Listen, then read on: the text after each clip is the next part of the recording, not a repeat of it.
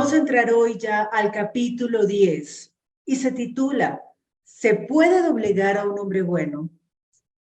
Un estudiante en la Universidad de Uruguay me preguntó, profesor McDowell, ¿por qué usted no pudo encontrar alguna manera de refutar el cristianismo? Le respondí por un motivo muy sencillo. No logré dar razones convincentes al hecho de que la resurrección de Jesucristo fue un acontecimiento real en la historia.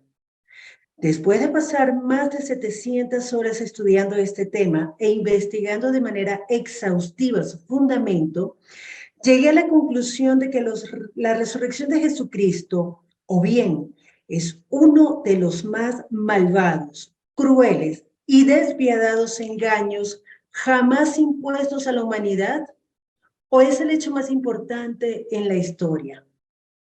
La resurrección saca del campo filosófico la pregunta, ¿es válido el cristianismo?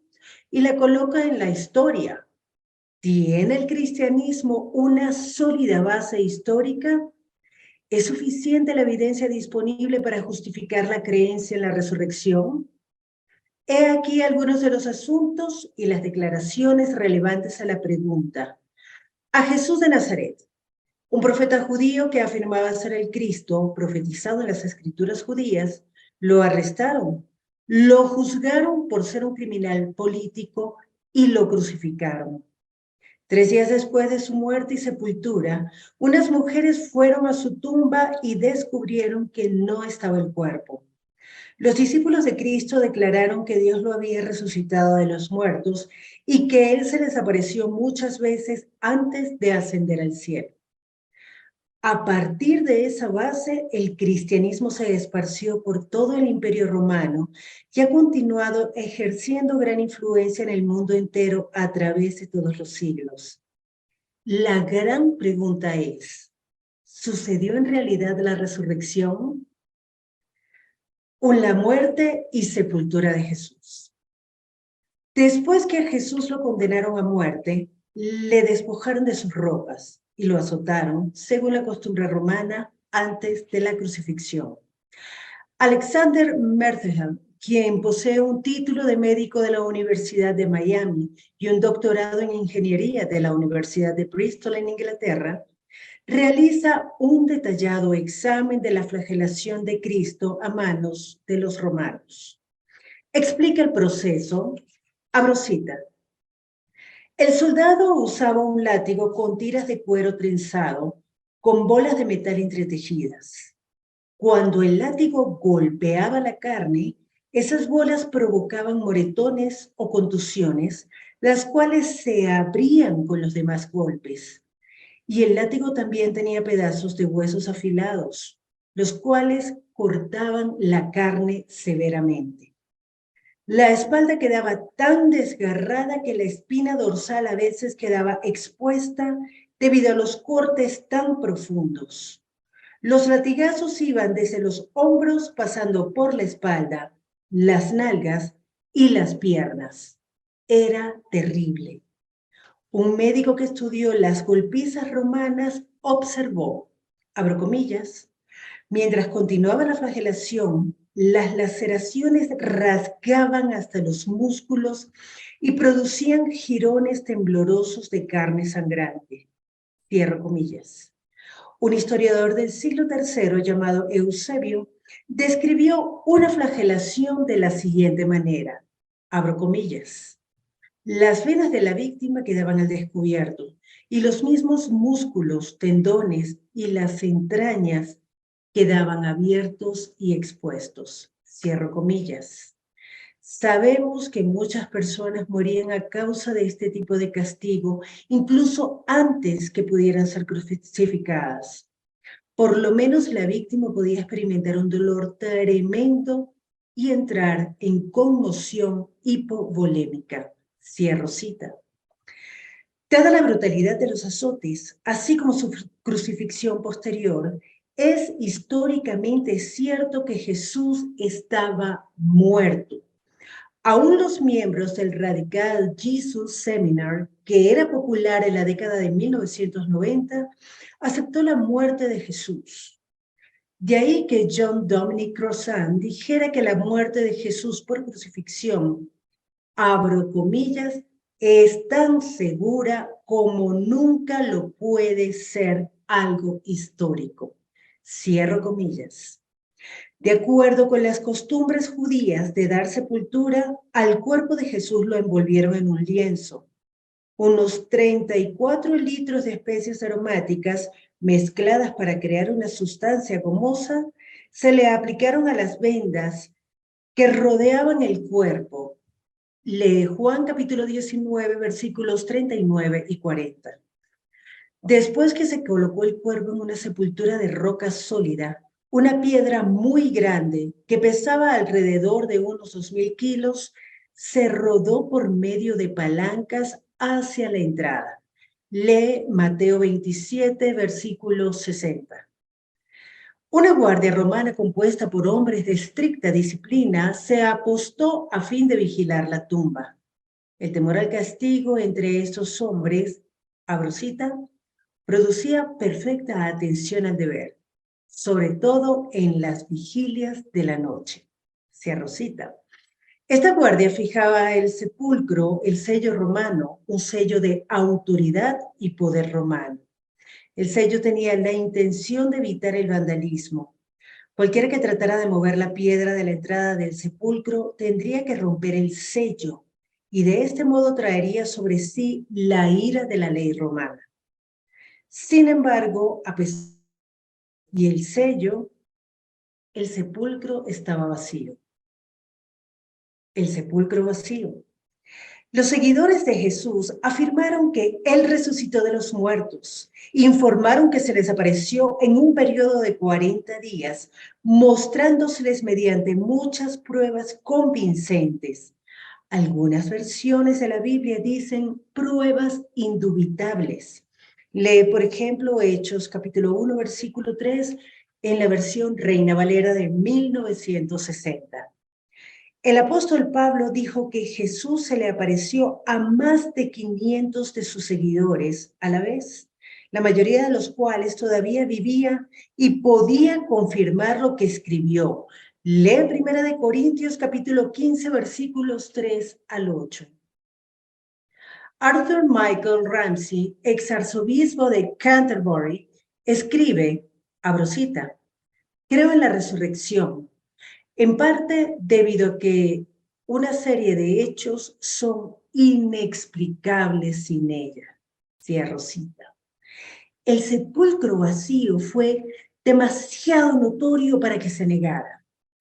El teólogo alemán Paul Althaus afirma que la declaración de la resurrección, cito, no se podía haber mantenido en Jerusalén por un solo día, por una sola hora, si el sepulcro vacío no se hubiera establecido como un hecho que les concernía a todos.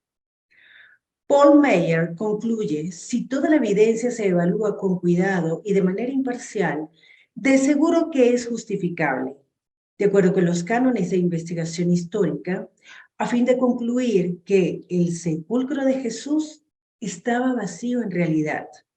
Y ni una pizca de evidencia se ha descubierto aún en fuentes literarias, epigráficas ni arqueológicas que refute esta declaración. Fin de la cita. ¿Cómo podemos explicar el sepulcro vacío? Basados en la abrumadora evidencia histórica, los cristianos creen que Jesús resucitó de manera corporal, en el tiempo y el espacio adecuados, mediante el poder sobrenatural de Dios. Las dificultades para creer quizás sean grandes, pero los problemas inherentes para no creer son incluso mayores. La situación en el sepulcro después de la resurrección es importante. El sello romano estaba roto, lo cual significaba la automática crucifixión de cabeza para quien quiera que lo rompiera. La maciza piedra no solo la movieron de la entrada, sino del sepulcro entero, dando la impresión de que la levantaron y la retiraron. La unidad de guardia huyó. El emperador de la Roma bizantina, Justiniano, en su digesto 49:16, enumera 18 ofensas por las que podían ejecutar a una unidad de guardia romana. Estas incluían quedarse dormido o abandonar una posición indefensa. Las mujeres vinieron y encontraron el sepulcro vacío.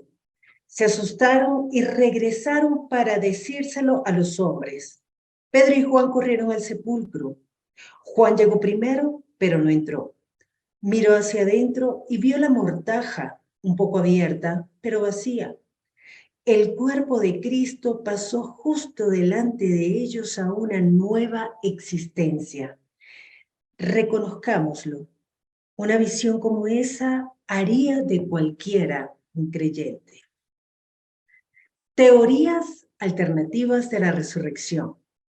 Muchas personas han desarrollado teorías alternativas a fin de explicar la resurrección, pero las teorías son tan artificiales e ilógicas cuando se comparan con las afirmaciones del cristianismo que su misma debilidad en realidad ayuda a que aumente la confianza en la verdad de la resurrección. La teoría de la tumba equivocada. Una teoría propugnada por el erudito bíblico británico Kirsopp Lake da por sentado que las mujeres que informaron la desaparición del cuerpo fueron por error a la tumba equivocada esa mañana. Si es así, los discípulos que acudieron a verificar la historia de las mujeres deben haber ido también a la tumba equivocada. No puede ser cierto, sin embargo, que las autoridades judías que pidieron que la guardia romana se apostara en la tumba a fin de impedir el robo del cuerpo, se hubieran equivocado en cuanto a la ubicación. Los guardias romanos no se habrían equivocado tampoco, pues estaban allí. Si estaba involucrada una tumba equivocada, las autoridades judías no habrían perdido el tiempo para presentar el cuerpo de la tumba apropiada. De ese modo, aplacarían para siempre y de manera eficaz cualquier rumor de una resurrección. La teoría de la alucinación. Otro intento de explicar afirma que las apariciones de Jesús después de la resurrección fueron ilusiones o alucinaciones. Esta teoría va en contra de los principios psicológicos que rigen la frecuencia de las alucinaciones. No es creíble pensar que 500 personas pudieran haber visto la misma alucinación durante 40 días. Además, la teoría de la alucinación no coincide con la situación histórica ni con el estado mental de los apóstoles. Por lo tanto, ¿dónde estaba el verdadero cuerpo de Jesús? ¿Y por qué los que se le oponían no lo presentaron? La teoría del desmayo. El racionalista alemán del siglo XIX, Carl Venturini, popularizó hace varios siglos la teoría del desmayo, que a menudo se sugiere incluso hoy día. Esta afirma que Jesús no murió en realidad, solo se desmayó por agotamiento y pérdida de sangre. Todo el mundo pensaba que estaba muerto, pero más tarde revivió y los discípulos creyeron que era una resurrección. El teólogo alemán David Friedrich Strauss, quien no creía en la resurrección, asestó un golpe mortal a cualquier pensamiento de que Jesús podía haber revivido de un desmayo. Abro cita. Es imposible que un ser que robaron medio muerto del sepulcro, que se arrastraba débil y enfermo, deseando tratamiento médico, que requería vendajes, fortalecimiento e indulgencia, y que a pesar de eso cediera por fin a sus sufrimientos, podría haberles dado a los discípulos la impresión de ser un vencedor sobre la muerte y la tumba. El autor de la vida, una impresión que constituiría el fundamento de su futuro ministerio. Tal reanimación solo podría haberles debilitado la impresión de que él les dio acerca de la vida y la muerte. En el mejor de los casos, solo les podría haber dado una voz elegíaca, pero no podía darles la posibilidad de haberles cambiado su tristeza en entusiasmo, ni elevado su reverencia en adoración. Fin de la cita. La teoría del cuerpo robado. Otra teoría sostiene que los discípulos robaron el cuerpo de Jesús mientras dormían los guardias. La depresión y la cobardía de los discípulos asestan un duro golpe al argumento en su contra. No podemos imaginar que de repente se hicieron tan valientes y audaces como para enfrentar un destacamento de selectos soldados en la tumba y robar el cuerpo. No tenían ni el estado de ánimo para intentar algo semejante. Comentando sobre la proposición de que los discípulos robaron el cuerpo de Cristo, J.N.D. Anderson dice, y abro cita, esto sería contrario por completo a todo lo que sabemos de ellos, su enseñanza ética, la calidad de sus vidas, su determinación en el sufrimiento y la persecución. Tampoco parece comenzar a explicar su espectacular transformación de desanimados y desalentados escapistas en testigos que ninguna oposición podía amordazarlos. Fin de la cita. La teoría del cambio de sitio del cuerpo. Otra teoría dice que las autoridades romanas o judías cambiaron el cuerpo de Cristo a otra tumba. Esta explicación no es más razonable que la teoría del cuerpo robado. Si las autoridades tenían en su posesión el cuerpo o sabían dónde estaba, ¿por qué no explicaron que se lo llevaron y de esa manera ponerle un eficaz punto final a la predicación de la resurrección en Jerusalén? Si las autoridades se llevaron el cuerpo, ¿por qué no explicaron con exactitud dónde lo pusieron? ¿Por qué no recuperaron el cadáver, lo mostraron en un carro y lo sacaron rodando por el centro de Jerusalén? Tal acción habría destruido por completo al cristianismo. John Barrick Montgomery comenta, se pasa de los límites de la credibilidad que los primeros cristianos pudieran haber fabricado un cuento y luego predicarlo entre los que les sería fácil refutarlo con solo presentar el cuerpo de Jesús. La teoría del traslado del cuerpo. En The Empty Tomb, Jeffrey J. Loader describe una hipótesis interesante, a saber, que el cuerpo de Jesús lo mantuvieron de manera provisional en la tumba de José de Arimatea el viernes por la noche antes de que lo trasladaran a la tumba de un criminal. La tumba vacía de Jesús no se debía a que él resucitara, sino a que solo trasladaron su cuerpo. Así, los discípulos creyeron por error que habría resucitado. Esta hipótesis ha ganado un considerable número de seguidores en la Internet. La hipótesis del traslado gana apoyo en el hecho de que enterrar de nuevo era común en la antigua Palestina. Sin embargo, es importante señalar que los procedimientos del nuevo entierro de los judíos variaban de manera significativa de la teoría propuesta aquí. La tradición judía era enterrar un cuerpo durante un año y después que la carne se deteriorara y solo quedaran los huesos, podían retirar los huesos y colocarlos en un osario. El problema para el traslado del cuerpo de Jesús es la total falta de apoyo histórico, ya sea de fuentes bíblicas como no bíblicas. Ninguno de los relatos de los evangelios del Nuevo Testamento sugiere que el cuerpo de Jesús se enterrara de nuevo. Marcos 16:6, donde el joven en la tumba dice, ha resucitado, no está aquí, desacredita ese punto de vista. En realidad, la hipótesis del traslado enfrenta un problema más significativo.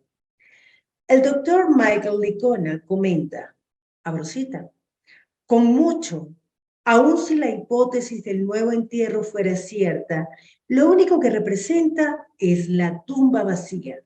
Lo curioso es que la tumba vacía no convenció a ninguno de los discípulos, posiblemente a excepción de Juan, de la resurrección de Jesús. Lo que les convenció fueron las apariciones de Jesús y la teoría del nuevo entierro no se puede relacionar con estas. Cierro cita. Si solo trasladaron el cuerpo de Jesús, ¿por qué un pariente no revela el cuerpo cuando los discípulos comenzaron a proclamar la resurrección? ¿Por qué una autoridad no presentaría el cuerpo y detendría el cristianismo de una vez por todas? Algunos han sugerido que para este tiempo el cuerpo de Jesús estaría irreconocible, pero dado el clima de Palestina, el cuerpo habría sido reconocible por una considerable cantidad de tiempo. La teoría del imitador.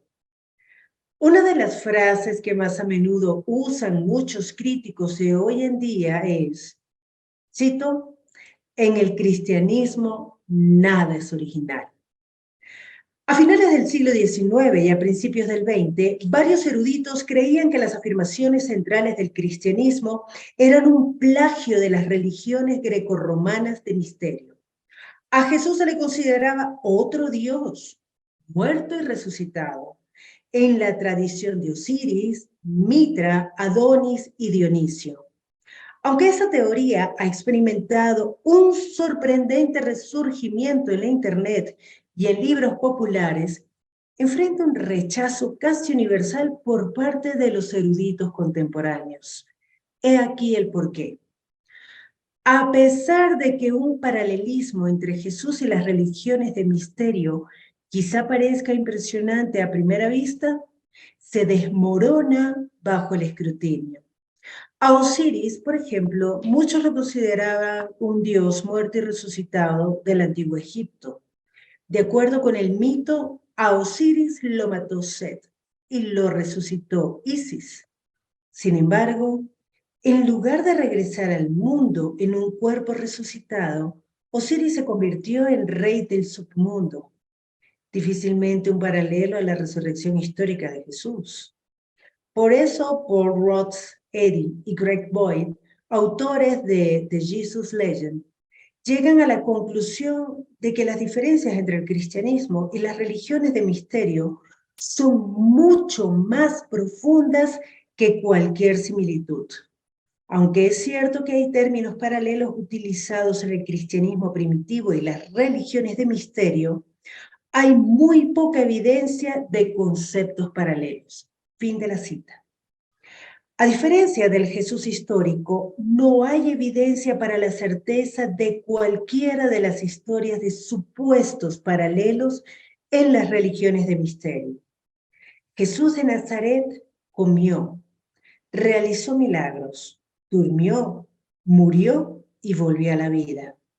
Estas narraciones las respalda un confiable registro histórico. En cambio, los dioses que mueren y resucitan de las religiones de misterio fueron mitos eternos, repetidos cada año con el cambio de las épocas. El tratado académico más reciente sobre la muerte y la resurrección de los dioses lo escribió T.N.D. Mettinger, profesor en la Universidad de Lund. En su libro de La Resurrección, Mettinger reconoce la existencia de los mitos de la muerte y la resurrección de los dioses en el mundo antiguo, los cuales, admite, es un punto de vista minoritario.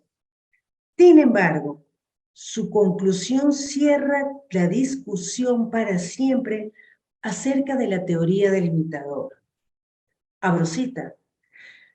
No existe, por lo que sé, ninguna evidencia a primera vista de que la muerte y la resurrección de Jesús sean un supuesto mitológico basado en los mitos y los ritos de la muerte y la resurrección de los dioses en el mundo circundante. Aunque estudiado con fines de lucro en el contexto de la creencia judía, la resurrección la fe en la muerte y la resurrección de Jesús retienen su carácter extraordinario en la historia de las religiones. El enigma se mantiene. Fin de la cita. Evidencia para la resurrección.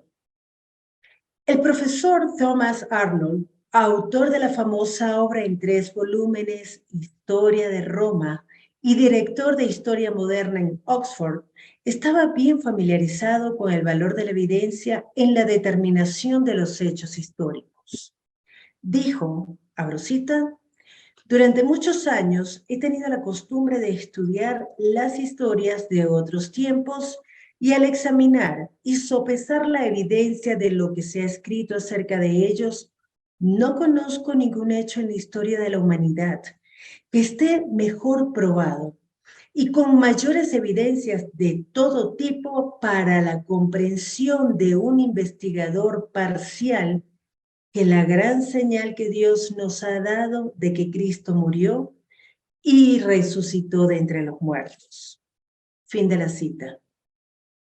El erudito británico Brooke Foss Westcott, quien fuera profesor de divinidades en la Universidad de Cambridge, dijo, abro cita, tomando toda la evidencia junta, no es exagerado decir que no existe ningún incidente histórico mejor sustentado, ni de manera más diversa que la resurrección de Cristo. Solo una suposición previa sobre su falsedad habría podido sugerir la idea de que existen deficiencias en su demostración. Fin de la cita. El doctor William Lane Craig concluye, abro comillas, cuando uno usa los cánones comunes de valoración histórica, la mejor explicación para los hechos es que Dios resucitó a Jesús de los muertos. Cierro comillas. Simon Greenleaf fue uno de los más extraordinarios juristas que se hayan dado en Estados Unidos. Fue el famoso profesor de Derecho en la Universidad de Harvard y sucedió al magistrado Joseph Story en la misma universidad. Mientras estaba en Harvard, escribió un volumen en el que examina el valor legal del testimonio de los apóstoles acerca de la resurrección de Cristo. Observa que es imposible que los apóstoles, comillas, pudieran haber persistido en afirmar las verdades que habían narrado si Jesús no hubiera resucitado en realidad de los muertos, ni conocieran este hecho con tanta certeza como no conocían ningún otro hecho. Cierro comillas. Greenleaf concluye que la resurrección de Cristo es uno de los hechos mejor demostrados en la historia de acuerdo con las leyes de evidencia legal aplicada en los tribunales de justicia. Muchos consideran a Sir Lionel Lockwood el más exitoso abogado del mundo después de la absolución de 245 sentencias de muerte. Este brillante abogado analizó con rigor los hechos históricos de la resurrección de Cristo y al final declaró, abro comillas, afirmo inequívocamente que la evidencia a favor de la resurrección de Jesucristo es tan abrumadora que obliga a su aceptación mediante prueba que no deja absolutamente ningún lugar a dudas. Cierro comillas. Frank Morison, otro abogado británico, empezó a refutar la evidencia para la resurrección. Pensaba que la vida de Jesús era una de las más bellas vividas jamás. Pero cuando llegó la resurrección, Morison dio por sentado que alguien se apareció y le agregó un mito a la historia. Planeaba escribir una narración de los últimos días de Jesús prescindiendo de la resurrección. El abogado creía que un inteligente y racional enfoque de la historia en ningún modo le prestaría atención a tal acontecimiento. Sin embargo, cuando les aplicó su preparación legal a los hechos, tuvo que cambiar de opinión. En lugar de una refutación de la resurrección, al final escribió el éxito de librería. ¿Quién movió la piedra? El primer capítulo lo tituló El libro que se rehusó a ser escrito. El resto del libro confirma de manera concluyente la validez de la evidencia para la resurrección de Cristo. George Eldon Ladd concluye, abro cita, la única explicación racional para estos hechos históricos es que Dios resucitó a Jesús de forma corporal. En la actualidad, los creyentes en Jesucristo pueden tener la completa seguridad, como la tuvieron los primeros cristianos, que su fe no está basada en mitos ni leyendas, sino en el sólido hecho histórico del Cristo resucitado y el sepulcro vacío. Gary Habermas, un distinguido profesor y presidente del Departamento de Filosofía y Teología en la Universidad Liberty, debatió con Anthony Flew, un destacado erudito y antiguo ateo, sobre el tema. ¿Se levantó Cristo de la muerte? Un juez profesional de debates al que se le pidió que evaluara la discusión concluyó, abro cita, la evidencia histórica, aunque imperfecta, es lo suficientemente fuerte como para conducir a mentes sensatas a sacar en conclusión que Cristo en efecto resucitó de entre los muertos. Habermas termina proporcionando evidencias muy probables en cuanto a la historicidad de la resurrección, sin ninguna evidencia naturalista verosímil en su contra. Fin de la cita.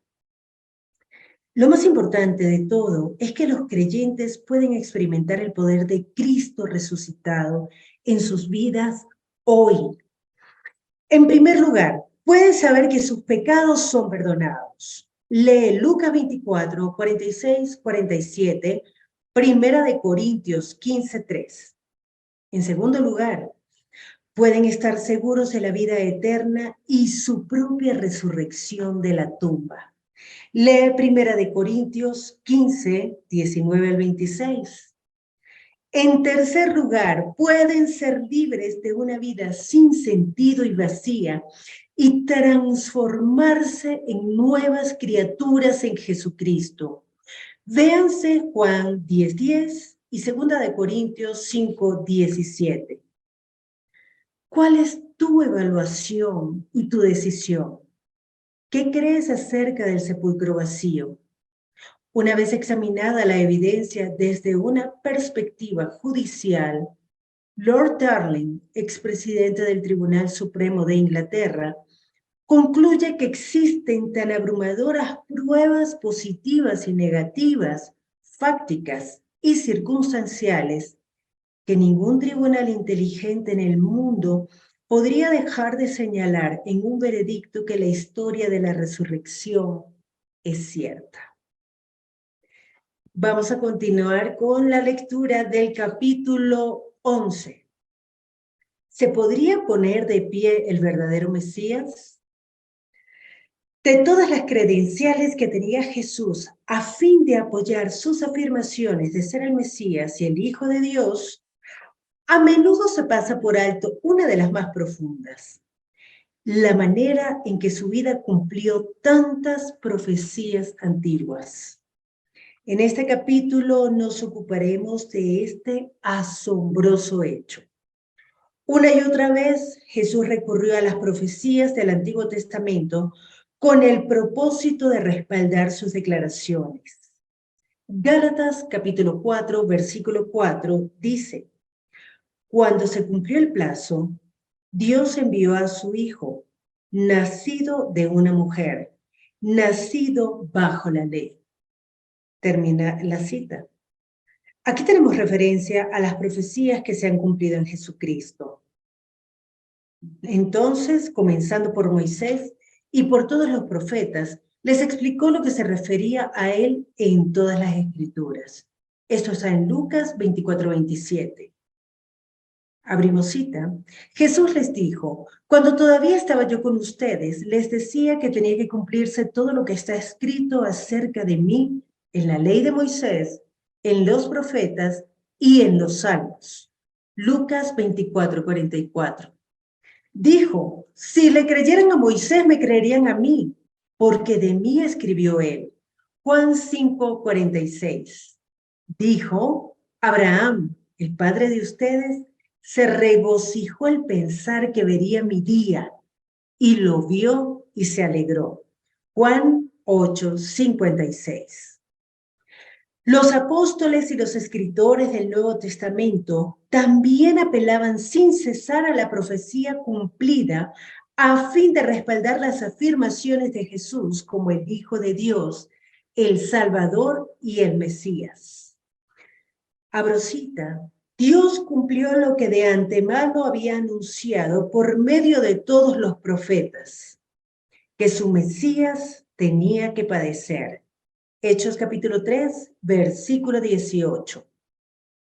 Abro cita, como era costumbre, Pablo entró en la sinagoga y 3 sábados seguidos discutió con ellos. Basándose en las escrituras, les explicaba y demostraba que era necesario que el Mesías padeciera y resucitara. Les decía, este Jesús que les anuncio es el Mesías. Cierro citas. Hechos 17, versículo 2 y 3. Porque ante todo les transmití a ustedes lo que yo mismo recibí, que Cristo murió por nuestros pecados según las Escrituras, que fue sepultado, que resucitó el tercer día según las Escrituras. Primera de Corintios 15, 3, 4. El Antiguo Testamento contiene 60 profecías mesiánicas importantes y unas 270 ramificaciones que se cumplieron en una persona, Jesucristo. Es útil darle un vistazo a todas esas predicciones cumplidas en Cristo como su dirección. Te lo explicaré. Es probable que nunca te hayas dado cuenta de la importancia de tu propio nombre y dirección, pero esos detalles te distinguen de los más de 6.000 millones de otras personas que también habitan en este planeta. Una dirección en la historia. Con incluso mayor detalle, Dios escribió una dirección en la historia para distinguir a su Hijo, el Mesías, el Salvador de la humanidad, de todo aquel que ha vivido en la historia pasada, presente o futura. Los datos concretos de esta dirección se pueden encontrar en el Antiguo Testamento, un documento que se escribió en un periodo de más de 1000 años y que contiene más de 300 referencias a la venida de Cristo. Usando la ciencia de las probabilidades, encontramos que la posibilidad de que se cumplan no más de 48 de esas profecías en una persona es de solamente 1 en 10 elevado a la 157. La probabilidad de que la dirección de Dios corresponda con un hombre es mucho más complicada debido al hecho de que todas las profecías acerca del Mesías se hicieron en al menos 400 años antes de que él apareciera. Algunos quizás sugieran que esas profecías se escribieron después del tiempo de Cristo y que se fabricaron de modo que coincidieran con los acontecimientos en su vida. Esto tal vez parezca posible hasta que uno se da cuenta de que la Septuaginta, la traducción griega del Antiguo Testamento hebreo, se tradujo alrededor de los años 150-200 a.C. Esto significa que existe una brecha de por lo menos 200 años en el registro de las profecías y su cumplimiento en Cristo. Sin duda alguna, Dios escribía una dirección en la historia que solo su Mesías podía satisfacer. Unos 40 hombres han afirmado ser el Mesías judío. Sin embargo, solo uno, Jesucristo, apeló al cumplimiento de la profecía para respaldar sus afirmaciones. y solo sus credenciales confirmaron dichas declaraciones. ¿Cuáles son algunas de estas credenciales? ¿Y qué hechos tenían que preceder y coincidir con la aparición del Hijo de Dios? Para comenzar, debemos volver a Génesis capítulo 3, versículos 1 al 5. Génesis capítulo 3, versículo 15, donde encontramos la primera profecía mesiánica en la Biblia. Abro cita. Pondré enemistad entre ti y la mujer, entre tu simiente y la simiente suya.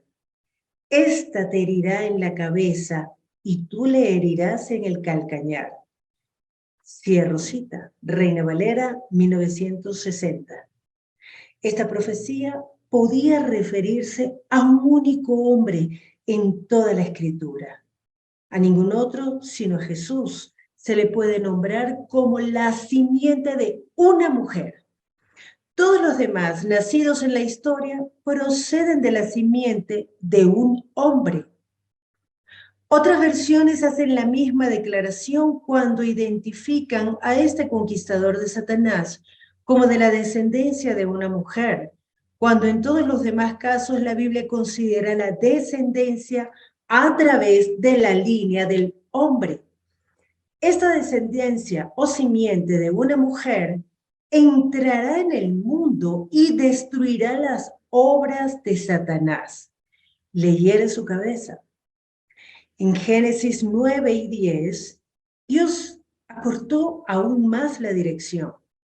Noé tenía 3 hijos, Sem, Cam y Jafet. Todas las naciones del mundo se pueden remontar a estos 3 hombres.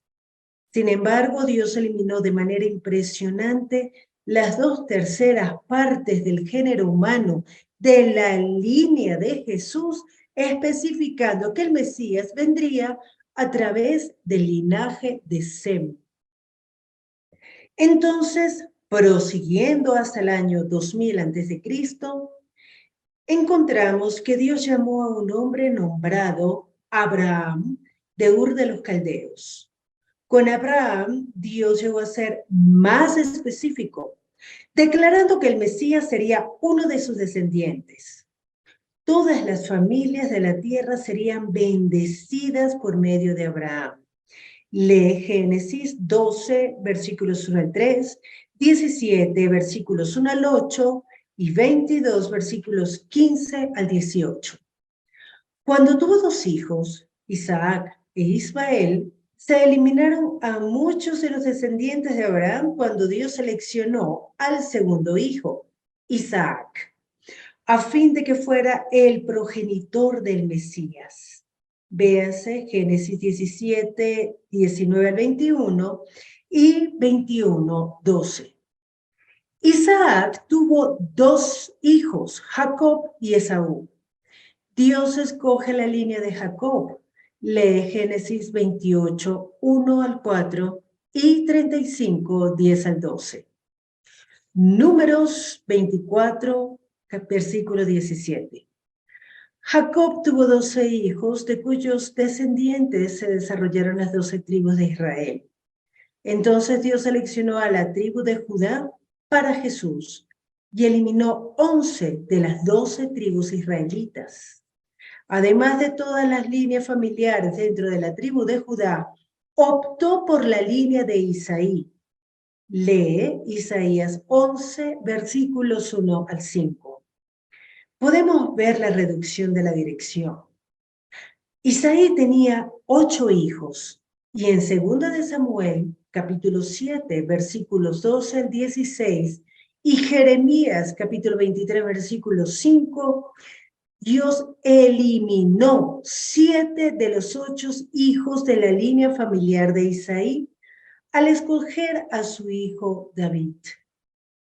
Por lo tanto, desde el punto de vista del linaje, el Mesías debía nacer de la simiente de una mujer, del linaje de Sem, de la raza de los judíos, de la línea de Isaac, de la línea de Jacob, de la tribu de Judá, de la familia de Isaí y de la casa de David. En Miqueas capítulo 5, versículo 2, Dios eliminó todas las ciudades del mundo y seleccionó a Belén, con una población de menos de 1000 personas, como el lugar del nacimiento del Mesías. Entonces, a través de una serie de profecías, incluso definió el tiempo en el que se apartaría este hombre. Por ejemplo, Malaquías capítulo 3, versículo 1 y otros 4 versículos del Antiguo Testamento precisan que el Mesías llegaría mientras siguiera en pie el templo de Jerusalén. Véanse el Salmo 118, versículo 16, Daniel 9, 26, Zacarías 11, 13, Ageo capítulo 2, versículos 7 al 9. Esto es de mucha importancia cuando nos damos cuenta que el templo lo destruyeron en el año 70 después de Cristo y que no se ha reconstruido aún. Isaías capítulo 7, versículo 14, añade que Cristo nacería de una virgen.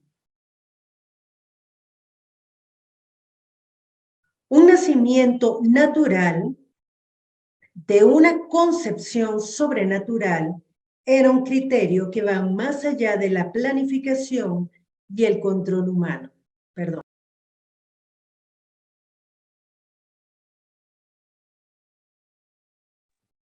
Continúo. Varias profecías registradas en Isaías y los Salmos describen el ambiente social y la respuesta que encontraría el hombre de Dios. Su propio pueblo, los judíos, lo rechazarían y los gentiles creerían en él. Lee Salmos 22, 7, 8, Salmos 118, 22, Isaías 8, 14, Isaías 49, 6, capítulo 50, versículo 6, capítulo 52, versículos 13 al 15. Tendría un precursor, una voz en el desierto, uno que prepararía el camino ante el Señor, un Juan el Bautista. Lee Isaías 40, versículos 3 al 5 y Malaquías capítulo 3, versículo 1. Nota como un pasaje en el Nuevo Testamento, Mateo 27, versículos 3 al 10, hace referencia a ciertas profecías del Antiguo Testamento que determinan aún más la dirección de Cristo. Mateo describe los hechos que dieron lugar a las acciones de Judas después que traicionó a Jesús. Mateo señala que esos hechos se predijeron en pasajes del Antiguo Testamento. Lee Salmo 41, 9, Zacarías 11, 12 y 13, donde estos pasajes Dios indica que al Mesías, 1, lo traicionaría, 2, un amigo, 3, por 30 monedas de plata, y 4, que el dinero lo arrojarían al suelo del templo. De modo que la dirección llega a ser más específica.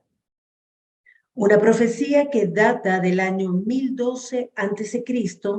también predice que atravesarían las manos y los pies de este hombre y que lo crucificarían. Lee Salmo 22, versículos 6 al 18, Zacarías capítulo 12, versículo 10 y Gálatas capítulo 3, versículo 13. Esta descripción del método de su muerte se escribió 800 años antes de que los romanos pusieran en vigor la crucifixión. El linaje preciso, el lugar, el tiempo y el modo del nacimiento, las reacciones de las personas, la traición, la forma de la muerte. Estos son solo un fragmento de los cientos de detalles que integran la dirección para identificar al Hijo de Dios, el Mesías, el Salvador del mundo. ¿Fue una coincidencia el cumplimiento de estas profecías? Un crítico puede afirmar Calla. Uno puede encontrar algunas de estas profecías cumplidas en Abraham Lincoln, Amherst, Al-Sadar, John F. Kennedy, la Madre Teresa, Billy Graham. Y sí, supongo que uno tenga la posibilidad de encontrar que una o dos profecías coincidan en otras personas, pero no las 60 profecías principales y otras 270 ramificaciones. Es más, durante años, la Christian Victory Publishing Company de Denver ofreció $1,000 de recompensa a cualquiera que pudiera encontrar a alguna otra persona, aparte de Jesús, ya sea viva o muerta, que pudiera cumplir solo la mitad de las profecías mesiánicas bosquejadas en el libro El Mesías en ambos testamentos de Fred John Meldau. Nadie se los ganó. ¿Puede una persona cumplir todas las profecías del Antiguo Testamento? En su libro, La ciencia habla, Peter Stoner y Robert Newman realizaron cálculos a fin de analizar esa probabilidad. Escribiendo en el prólogo de este libro, H. Harold Hatterler, que la Asociación Científica Estadounidense dice, abro cita, el manuscrito de La ciencia habla lo revisó con sumo cuidado un comité de los miembros de la Asociación Científica Estadounidense y el Consejo Ejecutivo del mismo grupo y descubrieron que, en general, es confiable y preciso en cuanto al material científico presentado. El análisis matemático incluido está basado en los principios de la probabilidad, que son convincentes del todo. Y el profesor Stoner ha aplicado estos principios de una manera adecuada y convincente. Fin de la cita. Las siguientes probabilidades demuestran que la coincidencia está descartada. Stoner dice que mediante la aplicación de la ciencia de la probabilidad a las 8 profecías, abro cita, encontramos que la probabilidad, que la posibilidad de que algún hombre pueda haber vivido hasta el presente tiempo y cumplido las 8 profecías es de 1 en 10 elevado a la 17, o sea, 10 a la 17ª potencia. Esa es una en más de 100,000 billones.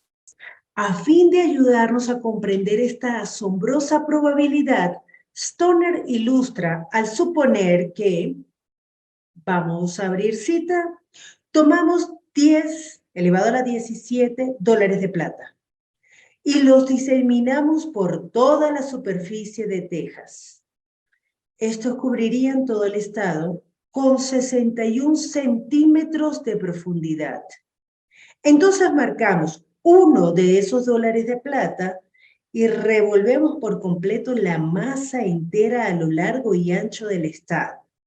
Le vendamos los ojos a un hombre y le decimos que puede viajar hasta donde desee, pero debe recoger del suelo $1 de plata y decir que ese es el mercado. ¿Qué posibilidad tendría de conseguir el adecuado?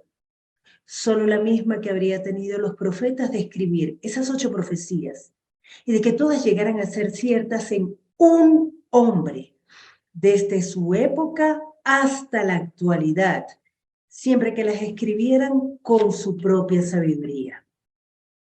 Ahora bien, estas profecías fueron dadas ya sea por inspiración de Dios o los profetas. Ahora bien, estas profecías fueron dadas ya sea por inspiración de Dios o los profetas únicamente escribieron lo que pensaban que éstas deberían ser. En tal caso, los profetas solo tendrían una posibilidad de 10 elevado a la 17 de que fueran ciertas en cualquier hombre, pero todas se hicieron realidad en Cristo. Esto significa que el solo cumplimiento de estas 8 profecías prueba que Dios inspiró la escritura de las mismas con un carácter definitivo al cual solo le falta una posibilidad de 10 elevado a la 17 para ser absoluto. Otra objeción. Algunos afirman que Jesús intentó a propósito cumplir las profecías judías. Esta objeción parece posible hasta que nos damos cuenta que muchos detalles de la venida del Mesías estaban fuera por completo del control humano. Un ejemplo es el lugar de su nacimiento. Cuando Herodes les preguntó a los jefes de los sacerdotes y a los escribas dónde iba a nacer el Cristo, le respondieron, abro cita, en Belén, porque esto es lo que está escrito por el profeta. Mateo capítulo 2, versículo 5. Sería tonto pensar que mientras María y José viajaban al pueblo previsto, Jesús en el vientre de su madre dijera, mamá, es mejor que se apresuren o no cumpliremos la profecía. La mitad de las profecías iban más allá del control de Cristo para cumplirlas. La manera de su nacimiento, la traición de Judas y el precio de la traición, la forma de su muerte, la reacción del pueblo al burlarse y escupirle, las miradas, la repartición de su ropa echando suertes y la vacilación de los soldados para dividir su túnica. Además, Cristo no podía ocasionar su nacimiento de la simiente de una mujer, del linaje de Sem, descendiente de Abraham, y todos los otros acontecimientos que condujeron a su nacimiento. Nos sorprende que Jesús y los apóstoles apelaran al cumplimiento de la profecía a fin de respaldar sus afirmaciones de que Él era el Hijo de Dios. ¿Por qué Dios se tomó todas estas molestias? Creo que deseaba que Jesucristo tuviera cada una de las credenciales que necesitaría cuando viniera al mundo. Sin embargo, lo más emocionante en cuanto a Jesús es que vino a cambiar vidas. Solo Él demostró la veracidad de los cientos de profecías del Antiguo Testamento que describían su venida, y solo Él puede cumplir la mayor profecía de todas para los que le acepten. La promesa de la nueva vida. Y cito, les daré un corazón nuevo y les infundiré un espíritu nuevo. Ezequiel 36, 26. Cito, si alguno está en Cristo, es una nueva creación. Lo viejo ha pasado, ha llegado ya lo nuevo. Segunda de Corintios, capítulo 5, versículo 17.